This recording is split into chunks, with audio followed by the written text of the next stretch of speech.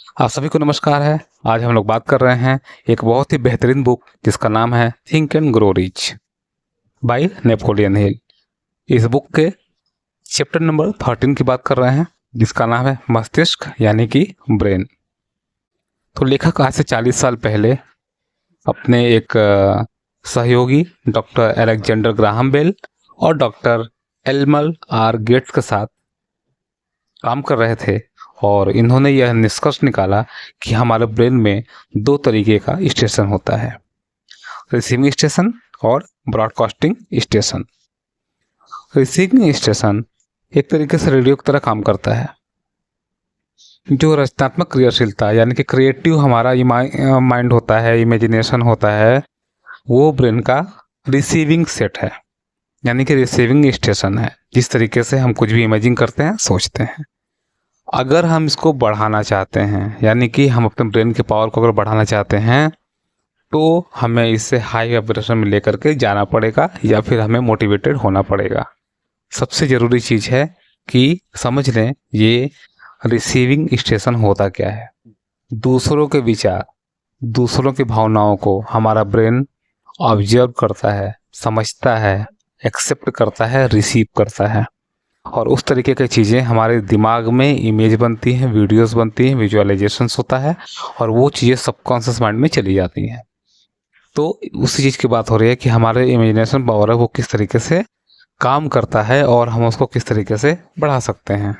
इस पावर को बढ़ाने के लिए हम मोटिवेशन का यूज़ कर सकते हैं या फिर अपने फीलिंग्स का भी इस्तेमाल कर सकते हैं। फीलिंग का इस्तेमाल करना सबसे बेहतर होता है।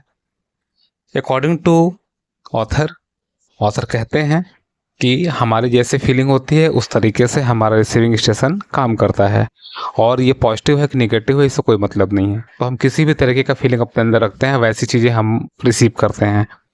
तो बेहतर हो कि हम पॉजिटिव चीज़ों को रिसीव करें, है ना। तो लेखक ये कह रहे हैं कि बहुत सारी ऐसी फ्रिक्वेंसी है, बहुत सारी ऐसी फीलिंग्स के टॉपिक हैं जिसका हेल्प लेकर के, जिसका यूज करके हम अपने ब्रेन के वाइब्रेशन को बढ़ा सकते हैं। लेकिन जो फीलिंग का सबसे हाईएस्ट स्तर होता है वो होता है सेक्सुअल एनर्जी। इसी बुक में एक चैप्टर है जिसका नाम है ट्रांसफॉर्म योर सेक्सुअल एनर्जी। अब इसको आप अदरवाइज न लें, ये बायोलॉजिकली और पूरी तरीके से साइंटिफिक है। इसको हम बहुत शॉर्ट में समझते हैं अभी कि सेक्सुअल एनर्जी का ट्रांसफॉर्मेशन का मतलब क्या हुआ। आपने देखा होगा कि जब भी कोई मेल अपोजिट सेक्स की तरफ अट्रैक्ट होता है, इवन फीमेल भी, तो देखा होगा कि बहुत सारे लोग बहुत अच्छे स्तर पे होते हैं, बहुत हाई लेवल पे होते हैं और अपने आप को ख़त्म कर लेते हैं। बहुत सारे ऐसे लोगों को देखा होगा जो बहुत छोटे स्तर पे होते हैं और अपने आप को बहुत बड़ा कर लेते हैं।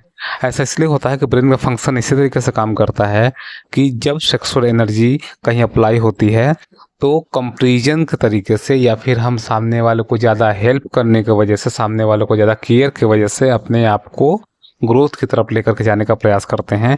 स्पेशली अगर हमारा पार्टनर फाइनेंशियली स्ट्रांग है तो दूसरा पार्टनर भी फाइनेंशियली अपने आप को स्ट्रांग करने का प्रयास करता है और जब वो इस तरीके से काम करता है तो उसकी स्पीड बहुत तेज़ होती है। डिपेंड करता है कि उसकी फीलिंग कितनी स्ट्रांग है। तो इसी की बात कर रहे हैं वो कि सेक्स एनर्जी ट्रांसफॉर्मेशन। तो ब्रेन को लेवल को ऊपर करने के लिए, वाइब्रेशन को ऊपर करने के लिए अगर हम इस ऊर्जा का इस्तेमाल करते हैं तो हमारे ब्रेन की शक्ति बहुत ज़्यादा बढ़ जाती है, बहुत स्पीड होती है और इमेजिनेशन और रिसीविंग पावर बहुत बढ़ जाती है और कब वो चीज़ें सबकॉन्शियस माइंड में चली जाती हैं ये हमें पता भी नहीं चलता। जबकि जनरली किसी भी चीज़ को सबकॉन्शियस माइंड में सही तरीके से प्लान करने के लिए हमें बहुत सारे अफर्मेशंस, बहुत सारी प्रैक्टिस की ज़रूरत पड़ती है। लेकिन अगर हम इस एनर्जी का इस्तेमाल करते हैं तो उनकी आवश्यकता नहीं पड़ती। बहुत कम टाइम में हमारे सबकॉन्शियस माइंड में ये चीज़ें चली जाती हैं।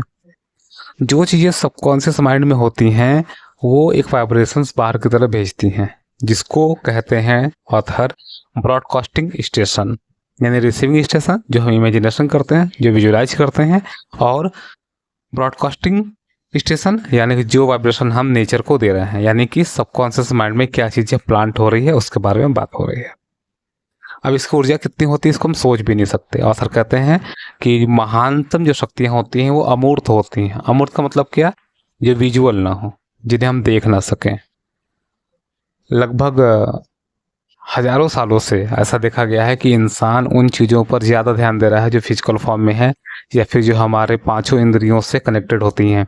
जैसे कि हम जिसको छू सकते हैं, देख सकते हैं, महसूस कर सकते हैं, स्मेल कर सकते हैं, खा सकते हैं, उस पर बहुत ज़्यादा ध्यान है।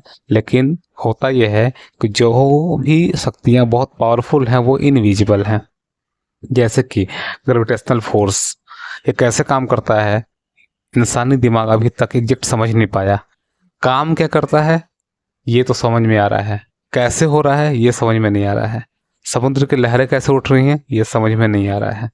एक बीज को ज़मीन में डाला जा रहा है और वो बीज एक प्लांट बन जा रहा है, हमें उससे फ्रूट्स मिल रहे हैं, उससे हमें अनाज मिल रही है, हमारा पेट भर रहा है।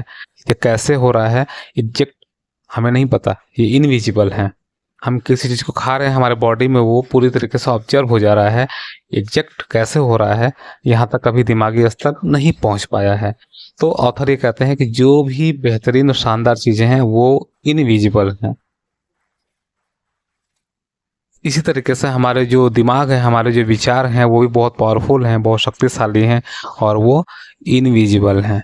तो हमें अपने रिसेप्टिव स्टेशन को और ब्रॉडकास्टिंग स्टेशन को, दोनों को ही केयरफुल होकर के सही वाइब्रेशन में ब्रेन को ले जा करके इनको मैनेज करना होगा, ताकि हम अपने विचारों के हिसाब से अपने लाइफ में चीज़ों को अट्रैक्ट कर सकें। इस चैप्टर को हम 2 पार्ट में डिवाइड कर रहे हैं। इसी चैप्टर का आधा हिस्सा हम आपको देंगे सेकंड चैप्टर में। तब तक के लिए थैंक यू सो मच।